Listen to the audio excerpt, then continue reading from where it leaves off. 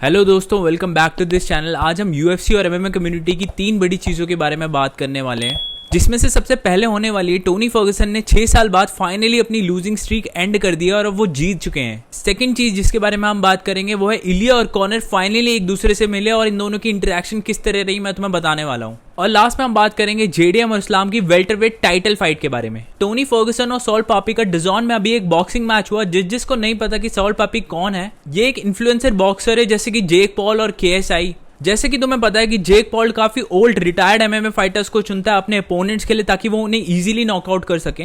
Sol पापी के आगे भी टोनी फर्गुसन को इसी तरह भेजा गया था कि टोनी फर्गुसन अपनी जर्नी के एंड में है तो वो इजीली सॉल पापी से नॉकआउट हो जाएंगे। टोनी फर्गुसन अभी 41 साल के हैं और सॉल पापी 31, यानी कि 10 साल का एज डिफरेंस था दोनों के बीच में। बट तब भी टोनी ने अपनी हेड मूवमेंट और अपनी कॉम्बिनेशन से सॉल पापी को आउट स्किल कर दिया और थर्ड राउंड में एक टीकेओ विक्ट्री अचीव कर ली। जैसे कि तुम्हें पता ही है कि टोनी फर्गुसन लास्ट 6 सालों से 8 फाइट लूजिंग स्ट्रीक में थे। जस्टिन गेजी से हारने के बाद वो चार्ल्स ओलिवेरा से भी हारे और उसके बाद वो यूएफसी में बस हारते ही चले गए।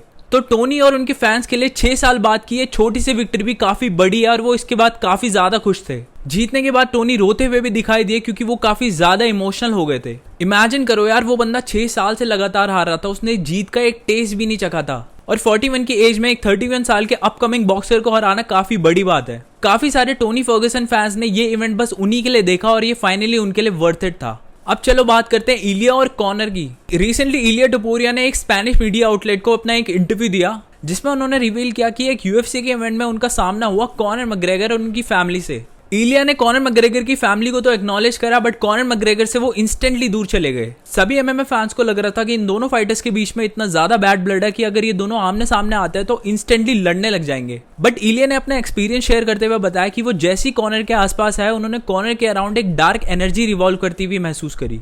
उन्होंने कहा कि कॉनर मैकग्रेगर ड्रग्स और अल्कोहल के इन्फ्लुएंस में इतने ज्यादा कंज्यूम हो चुके थे कि इलिया उनकी नेगेटिव एनर्जी को टॉलरेट ही नहीं कर पा रहे थे। इलिया ने कहा कि उन्होंने ऐसा सेंस किया कि कॉनर मैकग्रेगर अब वो इंसान नहीं रह चुके जिसे वो पहले एडमायर करते थे। हम सभी को ये बात पता है और ये बात इलिया ने भी कई बार कही है कि वो कॉनर मैकग्रेगर को देख के ही यूएफसी में आए थे। उन्होंने प्राइम कॉनर मैकग्रेगर का माइंडसेट एम्बॉडी करा और आज वो जो है वो कॉनर मैकग्रेगर के माइंडसेट की वजह से हैं। इलिया ने ऐसा कभी नहीं सोचा होगा कि जब वो अपने आइडल से मिलेंगे तब वो काफी चेंज हो चुके होंगे और यही रीजन था जिस वजह से इलिया ने उस इवेंट में अपने आप को कॉनर मैकग्रेगर से काफी दूर कर लिया। तो चलिए अब बात करते हैं जेडीएम और इस्लाम की वेल्टरवेट टाइटल फाइट के बारे में। जैसे कि तुम्हें पता ही है कि डेना वाइट ने यूएफसी 322 अनाउंस कर दी है मेडिसन स्क्वायर गार्डन के लिए न्यूयॉर्क में। तो काफी सारे फाइटर्स और एमएमए फैंस ने अपनी प्रेडिक्शंस दिया है कि उन्हें लगता है इस्लाम इजीली ये फाइट जीत जाएंगे। बट माइकल बिस्पिंग और कुछ पॉपुलर यूएफसी फाइटर्स जैसे कि इजराइल आदेसान्या का कुछ अलग कहना है। माइकल बिस्पिंग का कहना है कि जेडीएम में फाइट जीत सकते हैं क्योंकि उनके पास एक साइज एडवांटेज है और उनके हिसाब से अगर हम बॉक्सिंग में भी देखें तो जेडीएम वेल्टरवेट में अभी इस वक्त सबसे बेस्ट बॉक्सर है। और रही बात रेसलिंग और टेकडाउन्स की तो माइकल बिस्पिंग ने कहा है कि जेडीएम ने इजीली बिलाल के सारे टेकडाउन्स डिफेंड कर लिए थे और यही सेम चीज वो इस्लाम के साथ भी कर सकते हैं और जीत सकते हैं इस फाइट को। इवन खबीब ने भी कहा है कि JDM will be a challenging opponent for इस्लाम। अब तुम मुझे अपने ओपिनियन शेयर करो कि तुम्हें क्या लगता है इस फाइट में कौन जीतने वाला है और बस अपने फाइटर्स के नाम मत लिखना, एग्जैक्टली उनका गेम प्लान बताना कि किस तरह से वो इस फाइट को जीत सकते हैं। अगर तुम्हें वीडियो थोड़ी सी भी अच्छी लगी हो तो इस पेज को सब्सक्राइब कर देना and I will see you in the next video.